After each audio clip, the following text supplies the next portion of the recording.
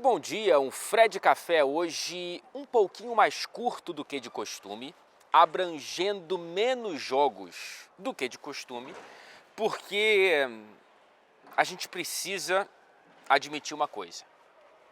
Cá entre nós aqui, ó, tete a tete, sendo sincero, deixando a transparência ainda mais à flor da pele, essa reta final de Premier League tá faltando um pouco de sal.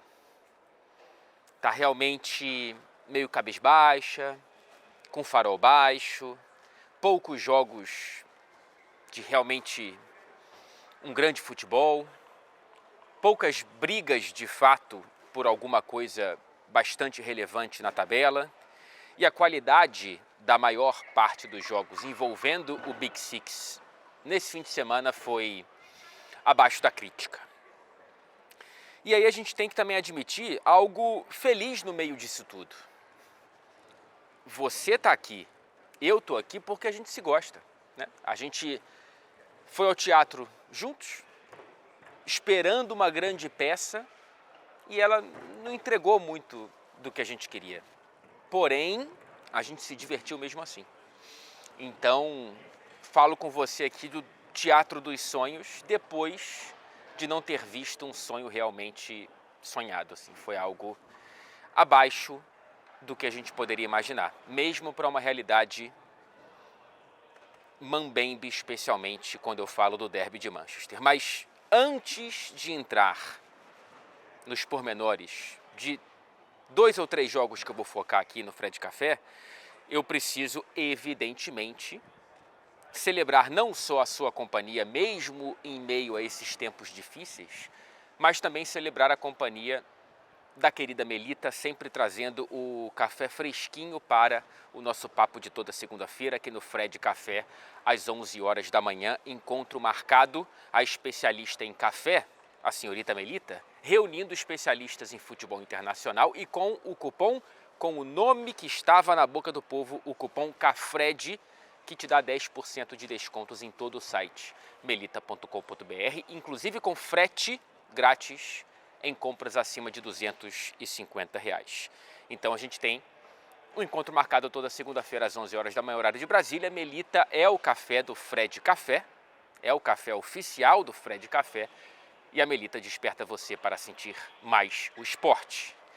A gente precisava sentir mais o esporte que foi praticado aqui nesse 0 para o Manchester United, 0 para o Manchester City. Foi um retrato bastante fiel do que foi o futebol praticado na minha queridíssima cidade aqui de Manchester nessa temporada. A pior campanha do Manchester United na era Premier League e a pior campanha do Manchester City na era Pep Guardiola. Quando esses dois pontos se encontraram, trouxeram o jogo absolutamente sem graça, sem sal, sem inspiração e com algumas faíscas que poderiam ter produzido um pouco mais de fogueira, mas que não conseguiram justamente por problemas que fazem com que essas temporadas sejam, cada qual no próprio padrão, a pior do United e a pior do Manchester City de Guardiola.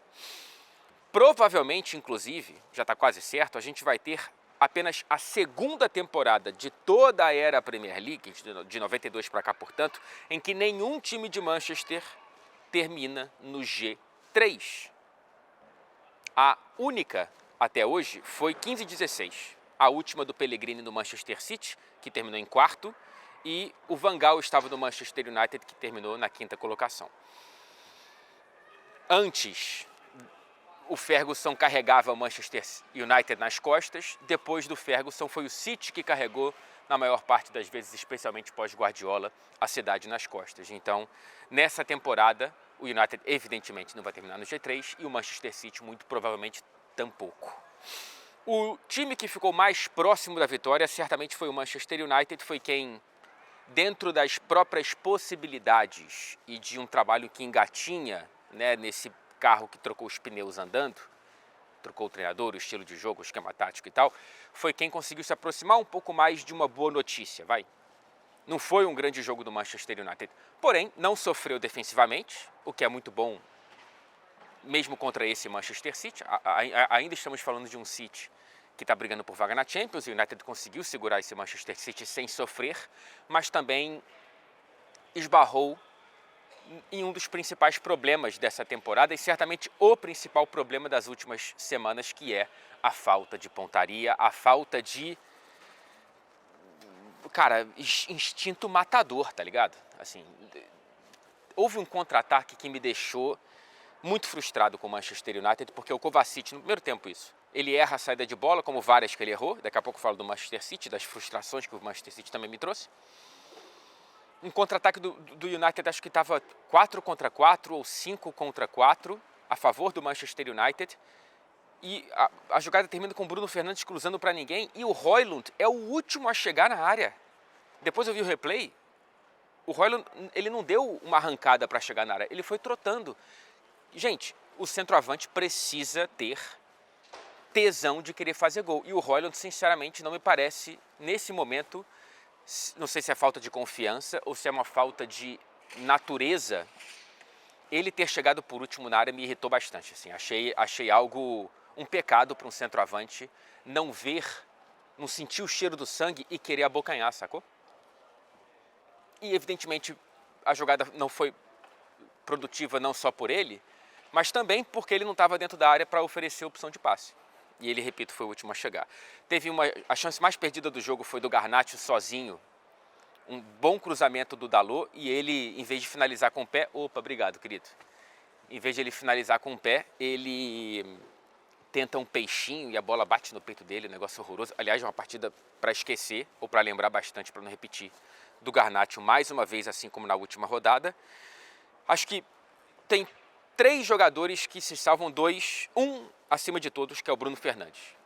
O Bruno Fernandes jogou muita bola, inclusive estava onipresente, né? O Bruno Fernandes foi um tudólogo hoje, fazia tudo.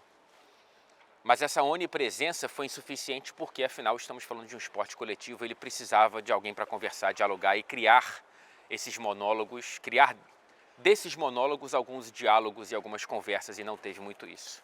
O Casemiro foi muito bem defensivamente, acho que com a bola do pé ele errou passes que não dá para errar, ainda mais com a qualidade dele, mas defensivamente ele foi muito bem. 11 desarmes, um recorde desde que a Opta passou a coletar os dados da Premier League em 2006, 2007. Um recorde de um jogador do Manchester United. Então o Casemiro realmente defensivamente, na função primária dele, ele foi muito bem. Acho que pecou na distribuição de jogo, mas foi uma boa notícia do Manchester United. E o Zirkzee, que entrou bem no lugar do Højlund, criou mais oportunidades, teve mais presença de área, apesar de eu achar que o Zirkzee é mais um 10 ou segundo atacante do que um 9. Ele teve uma grande finalização, inclusive como 9, para uma bela defesa do Ederson. Do lado do City, a única mais ou menos chance, de fato, foi uma perdida pelo Foden no comecinho do segundo tempo, num bate-rebate ali numa jogada do Marmoush. O Foden foi muito mal, como está muito mal. É uma temporada horrorosa do que para mim foi o melhor jogador da última Premier League. O futebol tem dessas, né? O City achou que poderia contar com o Foden entregando algo parecido e ele entregou algo praticamente oposto ao que ele vinha entregando nas últimas temporadas, especialmente na última. Porém, hoje, eu vou fazer algo que eu raramente faço aqui, porque eu acho que ele raramente dá motivos, mas eu achei a estratégia e a escalação do Guardiola ruins. Acho que realmente o Guardiola preparou mal esse jogo, escalou mal o Manchester City, apostou em povoar o meio-campo, jogar com 2 atacantes, abrindo alas, o Bernardo Silva voltando para buscar a saída de bola e tentando espetar o Matheus Nunes de um lado e o Nico ou Riley de outro. E, cara, praticamente ninguém foi bem. Ele insiste em Kovacic, em Bernardo Silva, De Bruyne, titular, capitão. Infelizmente justificando porque esse é o último derby de Manchester dele. De fato, foi o que a gente tem visto do De Bruyne, né? Nem mesmo a sombra de si mesmo em campo. Eu senti que ele ficou especialmente irritado com a falta de ofensividade e de agressividade do Matheus Nunes, que me parecia um espaço a ser ocupado na ponta direita do Manchester City, essencial para o esquema funcionar, e o Nunes estava com um pouco de medo, de receio. Ele que foi o protagonista negativo do City no derby do Etihad Stadium no primeiro turno, na virada dos minutos finais do City. Talvez aquilo estava na cabeça dele, ele ficou mais receoso, e eu pergunto para o Guardiola sobre isso, e ele responde que o Matheus poderá vir a ser um bom lateral, mas que ele não é inteligente o suficiente para jogar no meio-campo. Pois bem, então acho que o Guardiola, porque o Nico Gonzalez estava no banco de reservas, porque ele não jogou com pontas, porque o Doku não entrou mais cedo, porque o Savinho não entrou. Eu entendo que ele não queria um jogo de trocação para não dar o contra-ataque para o Manchester United, mas ele tenta povoar o meio-campo com jogadores que, se outrora tinham o poder da posse de bola quase que imutável, agora são jogadores que não conseguem reter essa bola. Gundogan, Bernardo, Kevin, Kovacic perdem a bola o tempo inteiro.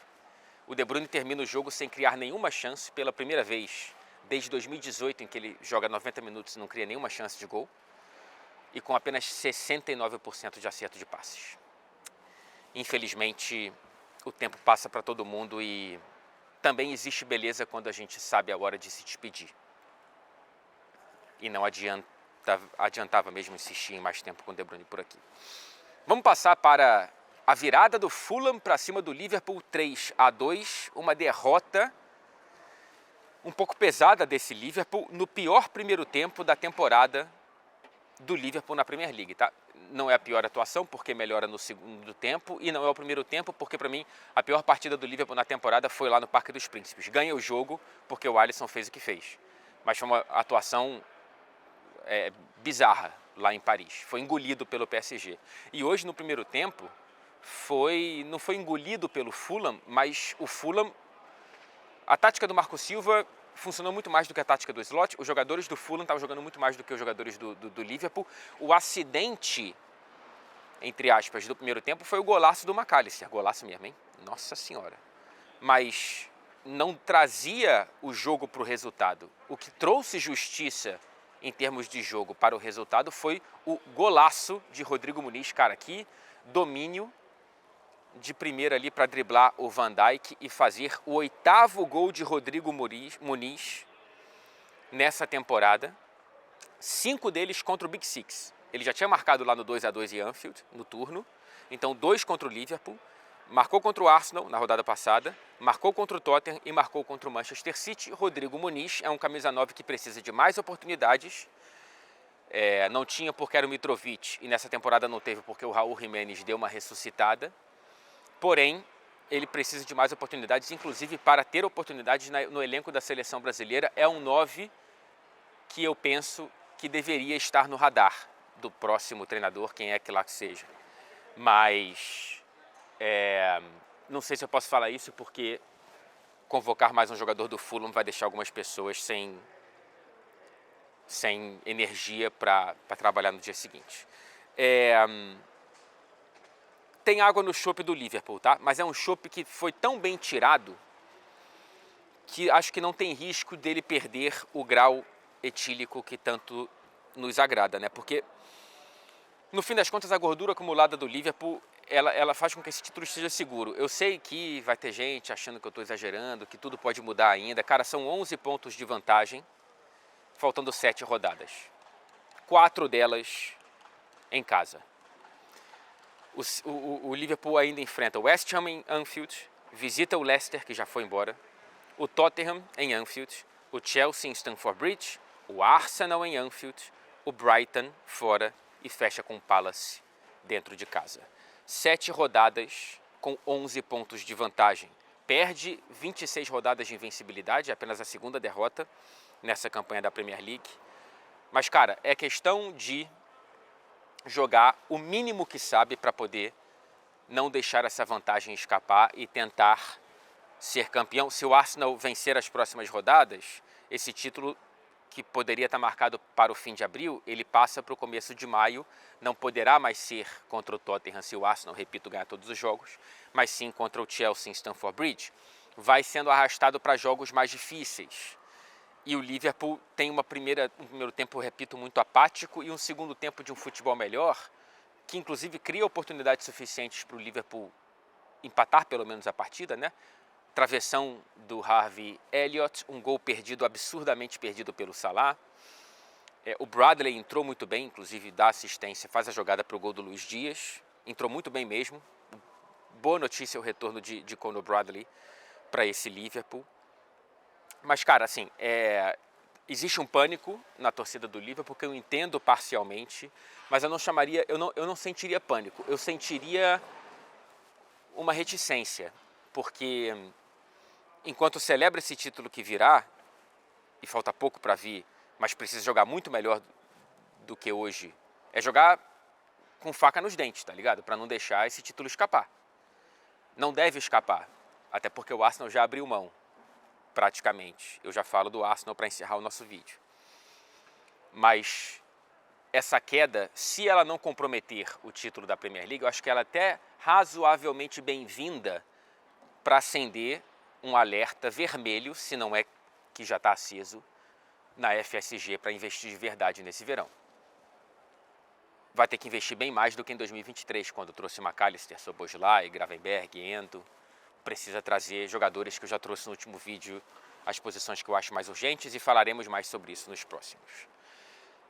É uma derrota amarga, mas repito, eu acho que esse amargor não vai tirar o gosto principal e feliz que está chegando, que está se avizinhando para o Liverpool. Até porque, repito, e agora para entrar um pouco mais, o Arteta meio que abriu mão da Premier League com foco total no Real Madrid, né?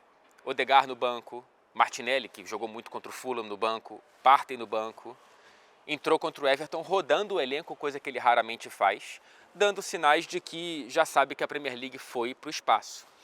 É uma pena para o Arsenal que isso aconteça, não que seria fácil ganhar do Everton com o time titular, tá? Mas que isso aconteça numa rodada de derrota do Liverpool, né? Se tivesse vencido, poderia reduzir essa vantagem para 9 pontos. Ainda assim, 9 em 7, tudo bem que tem um confronto direto, é muito complicado, e eu entendo que nesse momento, o que depende só do Arsenal é a Liga dos Campeões, por mais difícil que seja, e já falei que eu acho realmente muito difícil, mas o Real Madrid está num momento estranhíssimo. É claro que na Champions tem um estalo da instituição e desses jogadores brilhantes que o Real Madrid tem, mas realmente passa por um momento muito esquisito. Perdeu do Valência em casa, Vinícius perdendo pênalti, sendo vaiado pela torcida, o time tomando 4 gols da Real Sociedad, tomando 2 gols do Leganés, se eu não me engano, na rodada anterior, enfim. É um Real Madrid que abre uma fresta de esperança para o torcedor do Arsenal, descansando esses jogadores, especialmente contra o Everton. Então eu entendo a opção do Arteta, eu só também entendo quem agora fica pensando, putz, e se a gente tivesse vencido do Everton de repente, mas o Arsenal pelo menos teve Ben White, titular, e Timber no banco. Portanto, os dois estão aptos para jogarem contra o Real Madrid. E o desespero de ver o Kiwior jogando contra o Real Madrid se dilui um pouco porque ele foi muito bem contra o Everton. Uma coisa, outra coisa, outra coisa. Eu também acho melhor não ver o Kiwior contra o Real Madrid. Por isso, celebro as presenças de White e Timber na relação desse jogo. E não achei pênalti do Lewis Skelly, tá? Achei uma viagem terem marcado esse pênalti a favor do Everton. Não foi uma viagem maior do que o comportamento de Davi Raya. Até agora estou tentando entender o que se passou na cabeça do goleiro, que foi muito bem contra o Porto, lembra? Na Champions passada, na disputa de pênaltis. Mas de lá para cá não teve, se eu não me engano, nenhum pênalti defendido. Se eu estiver enganado, por favor, me corrija.